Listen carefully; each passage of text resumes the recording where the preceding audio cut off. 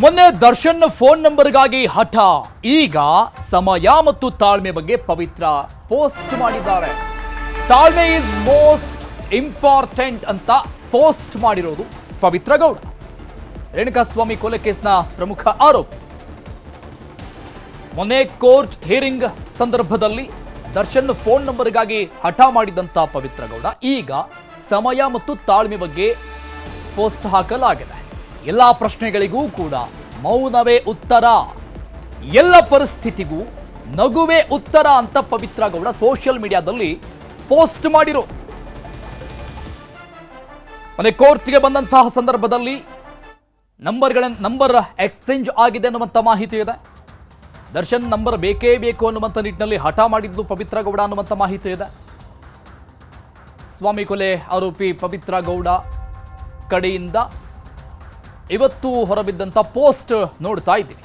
ಎಲ್ಲವೂ ಕಳೆದುಕೊಂಡ ಹಾಗೆ ಸ್ವಲ್ಪ ದಿನ ನಟಿಸಿ ನೋಡು, ನಿನ್ನವರು ಯಾರು ಅಂತ ತಿಳಿಯುತ್ತೆ.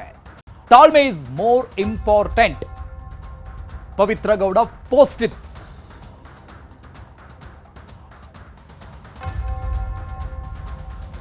ನಟ ದರ್ಶನ್ಗೆ ಮತ್ತೆ ಸಂಕಷ್ಟ ಎದುರಾಗಿದೆ. ಫಾರ್ಮ್ ಹೌಸ್ನಲ್ಲಿ ವಿದೇಶಿ ಬಾತುಕೋಳಿ ಸಾಕಿದ್ದ ಕೇಸ್ಗೆ ಸಂಬಂಧಪಟ್ಟಂಗೆ ಈಗ ನಟ ದರ್ಶನ್ ಹಾಗೂ ಪತ್ನಿ ವಿಜಯಲಕ್ಷ್ಮಿಗೆ ಟಿ ನರಸೀಪುರ ನ್ಯಾಯಾಲಯ ಸಮನ್ಸ್ ಜಾರಿ ಮಾಡಿದೆ. ಫಾರ್ಮ್ ಹೌಸ್ ಮೇಲೆ ದಾಳಿ ಮಾಡಿದ್ರು ಅರಣ್ಯ ಅಧಿಕಾರಿಗಳು. ಬಾರ್ ಹೆಡೆಡ್ ಗೂಸ್ ಬಾತುಕೋಳಿ ವಶಕ್ಕೆ ಪಡೆದುಕೊಂಡಿದ್ದಾರೆ. ಈ ದಾಳಿ ಸಂದರ್ಭದಲ್ಲಿ ಈ ಪ್ರಕರಣ ಸಂಬಂಧಪಟ್ಟಂಗೆ ಈಗ ನ್ಯಾಯಾಲಯ ವಿಚಾರಣೆಗೆ ಹಾಜರಾಗಬೇಕು ಅಂತ ಸಮನ್ಸ್ ಜಾರಿ ಮಾಡಿದೆ. ಸಹನಟಿ ಬಾಳಲ್ಲಿ ಮನು ಮಿಂಚಿನ ಶಿಕಾರಿ, ಬಾಡಿಗೆ ಮನೆ ರಹಸ್ಯ, ಸೆಲ್ನಲ್ಲಿ ಕಾಮಿಡಿ ನಟ, ಸಂತ್ರಸ್ತೆ ಆರೋಪವೇನು, ಮನು ಹೇಳ್ತಾ ಇರೋದೇನು, ಮನು ಕಾಮ ಪುರಾಣ.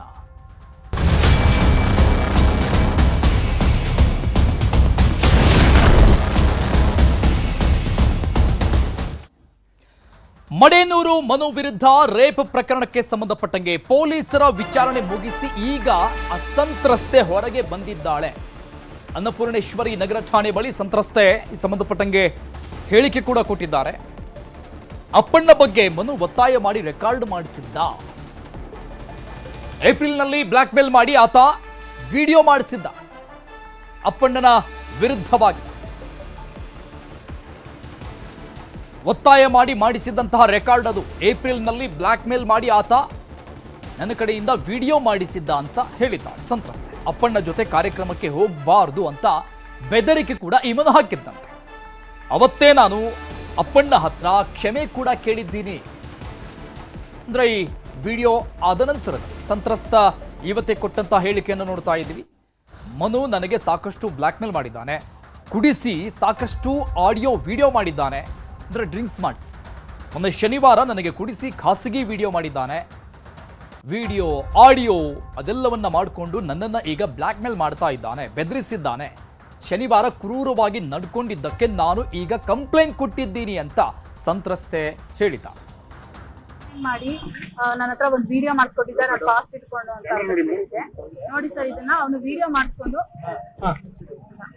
ಇಲ್ಲಿ ತೋರಿಸ್ತೀನಿ ನೋಡಿ. ಇದು ಮೋಸ್ಕರ ಅಂದ್ರೆ ಇದು ಅವನದೇ ನಂಬರು, ಮನದು ನಂಬರು. ಇದು 5ನೇ ತಾರೀಕು ಫೆಬ್ರವರಿ 2024ರಲ್ಲಿ ನನಗೆ ಬ್ಲಾಕ್ ಮೇಲ್ ಮಾಡಿ, ಅಂದ್ರೆ ನೀನ್ ನನ್ನ ಜೊತೆ ಇರ್ಬೇಕು ಅಂತ ಅಂದ್ರೆ ನೀನ್ ವಿಡಿಯೋ ಮಾಡ್ಕೊಡ್ಲೇಬೇಕು ಅಂತ ಹಠ ಮಾಡಿ ನನಗೆ ಜೀವ ಬೆದರಿಕೆ ಹಾಕಿ, ಆಮೇಲೆ ನೀನ್ ನಂಗೆ ಬೇಕು ಅಂತ ಅಂದ್ರೆ ನಂಗೆ ವಿಡಿಯೋ ಮಾಡ್ಕೊಡು. ಅವ್ನ ಅಪ್ಪನ ಕಂಡ್ರೆ ಅವ್ನು ಶೋಗೆ ಹೋಗೋದು ಇಷ್ಟ ಆಗ್ತಿರ್ಲಿಲ್ಲ. ಸೊ ಇವಳು ಶೋಗೆಲ್ಲ ಹೋಗ್ತಾಳ, ಅವ್ನ ಜೊತೆ ಹೋಗೋದೇ ಅವ್ನಿಗೆ ಇಷ್ಟ ಆಗ್ತಿರ್ಲಿಲ್ಲ. ಆ ಒಂದು ಹೊಟ್ಟೆ ಕಿಚ್ಚಿಗೆ ಅಪ್ಪಣ್ಣನ ಮೇಲೆ ಈ ತರ ವಿಡಿಯೋ ಮಾಡ್ತಾನೆ. ಮೇಲ್ ಮಾಡಿ ನನ್ನ ಹತ್ರ ಒಂದು ವಿಡಿಯೋ ಮಾಡಿಸ್ಕೊಟ್ಟಿದ್ದೆ, ನಾನು ಫಾಸ್ಟ್ ಇಟ್ಕೊಂಡು. ಸಿದು ಸಂತ್ರಸ್ತೆ ಕೊಟ್ಟಂತ ಹೇಳಿಕೆ ವಿಚಾರಣೆಯನ್ನ ಮುಗಿಸಿ ಹೊರಗೆ ಬಂದ ನಂತರದಲ್ಲಿ ಆಕೆ ಮಾತನಾಡಿರುವಂತದ್ದು. ಅಪ್ಪಣ್ಣ ಅನ್ನುವಂಥ ವ್ಯಕ್ತಿ ಜೊತೆಗೆ ನಾನು ಕಾರ್ಯಕ್ರಮಕ್ಕೆ ಹೋಗೋದನ್ನ ಈತ ಸಹಿಸಿಕೊಳ್ತಾ ಇರಲಿಲ್ಲ. ಆ ಕಾರಣದಿಂದ ಆತನ ಜೊತೆಗೆ ಕಾರ್ಯಕ್ರಮಕ್ಕೆ ಹೋಗಬಾರ್ದು ಅಂತ ಅನೇಕ ಬಾರಿ ಬ್ಲ್ಯಾಕ್ ಮೇಲ್ ಮಾಡಿದ. ಜೊತೆಗೆ ವಿಡಿಯೋಗಳನ್ನ ಮಾಡಿಕೊಡು ಅಂತ ಪೀಡಿಸ್ತಾ ಇದ್ದ. ನನಗೆ ಕುಡಿಸಿ ಡ್ರಿಂಕ್ಸ್ ಮಾಡಿಸಿ ಹೀನಾಯವಾಗಿ ನಡೆಸ್ಕೊಂಡಿದ್ದಾನೆ. ನಾನು ವಿಡಿಯೋ ಕೂಡ ಮಾಡಿಕೊಟ್ಟಿದ್ದೀನಿ. ನನಗೆ ಜೀವ ಬೆದರಿಕೆಯನ್ನು ಹಾಕಿದ್ದ. ಮೊನ್ನೆ ಶನಿವಾರ ತಾನೇ ನನಗೆ ಕ್ರೂರವಾಗಿ ನಡೆಸ್ಕೊಂಡಿದ್ದಾನೆ. ಹಾಗಾಗಿ ಇದೆಲ್ಲವೂ ಕೂಡ ಎಲ್ಲೇ ಮಿತಿ ಮೀರ್ತಾ ಇರೋ ಕಾರಣ ನಾನೀಗ ಕಂಪ್ಲೇಂಟ್ ಕೊಟ್ಟಿದ್ದೀನಿ, ಅಂದರೆ ಪೊಲೀಸ್ ಠಾಣೆ ಮೆಟ್ಟಿಲೇರಿದ್ದೀನಿ ಅಂತ ಸಂತ್ರಸ್ತೆ ಹೇಳಿರೋದು. ಕಾನೂನು ರೀತಿಯಿಂದ ಏನೇನು ಉತ್ತರ ಕೊಡಬೇಕೋ ಅದೆಲ್ಲ ನಾವು ಕೊಡ್ತೀವಿ. ಎಲ್ಲ ಒಂದು ಸಿನಿಮಾ ನೋಡಿ ಅಷ್ಟೇ ಸರ್ ನಾನು ಕೇಳ್ಕೊಳ್ಳೋದು. ಸಿನಿಮಾ ನೋಡಿ ತುಂಬ ಕಷ್ಟಪಟ್ಟು ಶ್ರಮ ಮಾಡಿ 3 ವರ್ಷ ಸತತವಾಗಿ ಮಾಡಿರೋಂಥ ಮೂವಿ. ಜನಕ್ಕೆ ಮೋಸ ಆಗಲ್ಲ, ನೀವು ಎಷ್ಟೇ ದುಡ್ಡು ಕೊಟ್ಟು ಜನಕ್ಕೆ ಮೋಸ ಆಗಲ್ಲ. ಫ್ಯಾಮಿಲಿ ಸಮೇತವಾಗಿ ಮೂವಿ ನೋಡ್ಬೋದು, ಬಂದು ಎಲ್ಲ ನೋಡಿ ಪ್ರೋತ್ಸಾಹ ಮಾಡಿ ನಮ್ಮನೆ ಅಂತ ಬೆಳೆಸಿದ್ದೀರಾ, ಹಾರೈಸಿದ್ರೆ ಎಲ್ಲ ಟೈಮಲ್ಲೂ ಈ ಟೈಮಲ್ಲಿ ಕೈ ಬಿಡಬೇಡಿ. ಎಲ್ಲ ಬಂದು ಕೈ ಮುಗಿ ಕೇಳ್ತದೆ, ನೀವು ಬಂದು ಸಿನಿಮಾ ನೋಡಿ. ವೈಯಕ್ತಿಕವಾಗಿ ಇರಲಿ, ನಾವು ಕಾನೂನು ರೀತಿಯಿಂದ ಏನೇನು ಕೊಡಬೇಕು ಅದೆಲ್ಲ ನಾವು ಕೊಡ್ತೀವಿ.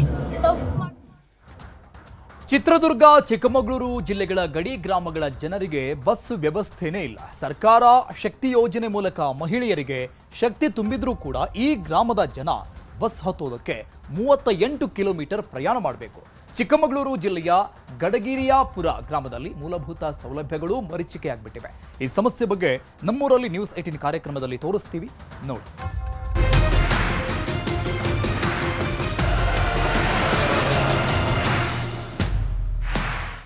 ನಿಮ್ಮ ಮನೆ ಬಾಗಿಲಿಗೂ ನ್ಯೂಸ್ 18 ಬಂದಿದೆ.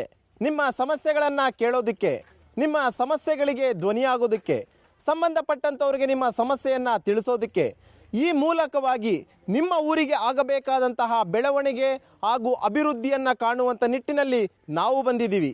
ಇದುವೇ ಇವತ್ತಿನ ವಿಶೇಷ, ನಮ್ಮೂರಲ್ಲಿ ನ್ಯೂಸ್ 18.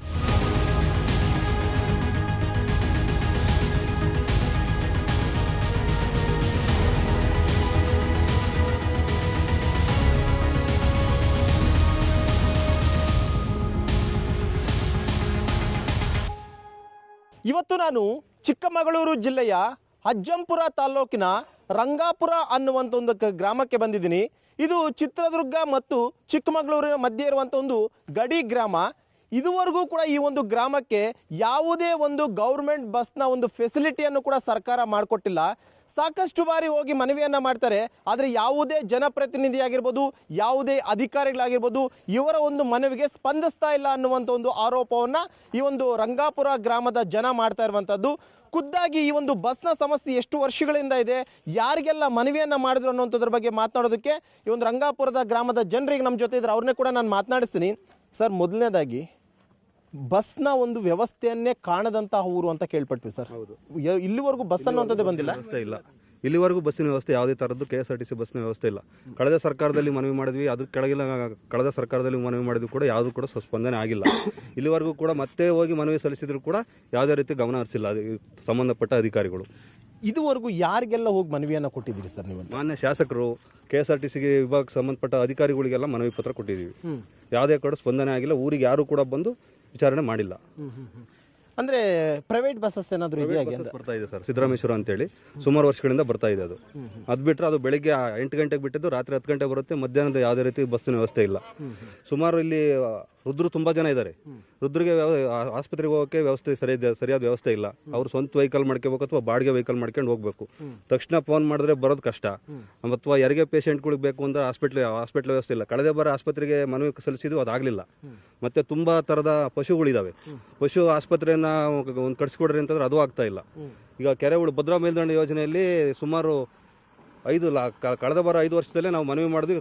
18 ಕೆರೆಗಳನ್ನ ಶಿವನಿ ಹೋಬಳಿ ಸೇರ್ಪಡೆ ಮಾಡೋಂಥ ಸಂದರ್ಭದಲ್ಲಿ ಬೊಮ್ಮಾಯಿ ಅವ್ರ ಸರ್ಕಾರ ಇದ್ದಂಥ 2 ಸತಿ ಮನವಿ ಸಲ್ಲಿಸೋಂಥ ಸಂದರ್ಭದಲ್ಲಿ ಪುನೀತ್ ರಾಜ್ಕುಮಾರ್ ಮರಣ ಹೊಂದ ಸಂದರ್ಭದಲ್ಲಿ ನಾವು ಸಲ್ಲಿಸೋಕ್ಕಾಗಲಿಲ್ಲ. ಈ ಸರ್ಕಾರ ಬಂದು ಈಗ 2 ಗಿರಿಯಾಪುರ ಮತ್ತು ಗಡಿರಂಗಾಪುರ ಸೇರ್ಪಡೆ ಆಗಿದೆ ಅಂತ ಹೇಳ್ತಾ ಇದ್ದಾರೆ. ಬಟ್ ಅದು ಯಾವುದೇ ರೀತಿ ಗಮನ ಆಗಿರೋದು ನಮ್ಮ ಗಮನಕ್ಕೆ ಬಂದಿಲ್ಲ. ಸರ್, ಇವ್ರು ಹೇಳ್ತಾ ಇದ್ರು ಸರ್, ಸಾಕಷ್ಟು ಬಾರಿ ಹೋಗಿ ಮನವಿ ಮಾಡಿದ್ದೀವಿ. KSRTCಯ ಅಧಿಕಾರಿಗಳಿಗಾಗಿರ್ಬೋದು, ಶಾಸಕರಿಗಾಗಿರ್ಬೋದು ಮನವಿ ಮಾಡಿದ್ವಿ, ಆದ್ರೂ ಯಾವುದೇ ಪ್ರಯೋಜನ ಇಲ್ಲ ಅಂತ. ಒಂದು ವೇಳೆ ನೀವೇನಾದ್ರೂ ಈಗ ಬಸ್ನೇ ನಂಬ್ಕೊಂಡು ಬಸ್ನ ಹತ್ವೇ ಹೋಗ್ಬೇಕಂದ್ರೆ ಎಷ್ಟು ದೂರ ನಡ್ಕೊಂಡು ಹೋಗ್ಬೇಕು? ಇಲ್ಲಿ ನಾವು 8 ಕಿಲೋಮೀಟ್ರ್ 7 ಕಿಲೋಮೀಟ್ರು ಹೋಗ್ಬೇಕು. 7 ಕಿಲೋಮೀಟ್ರ್ ನಡ್ಕೊಂಡು ಹೋಗ್ಬೇಕು. ಬಸ್ ಇಲ್ಲ.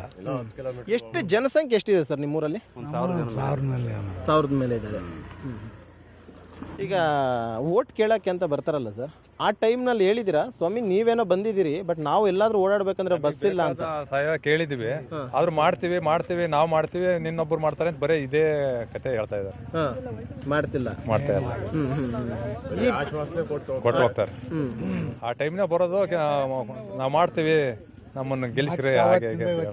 ಏನ್ ಯಜಮಾನ್ರೆ, ಬರೀ ಬಸ್ ಒಂದೇನ ಇನ್ನು ಬೇರೆ ಸಮಸ್ಯೆ ಇದೆಯಾ ಇಲ್ಲಿ? ಅಯ್ಯೋ, ಸಮಸ್ಯೆ ಅಂದ್ರೆ ನಡ್ಕೊಂಡ್ ಹೋಗೋದು ನಡ್ಕೊಂಡ್ ಬರೋದೇ ಭಾರಿ ಕನಿ ಕಷ್ಟ ಇಲ್ಲಿ.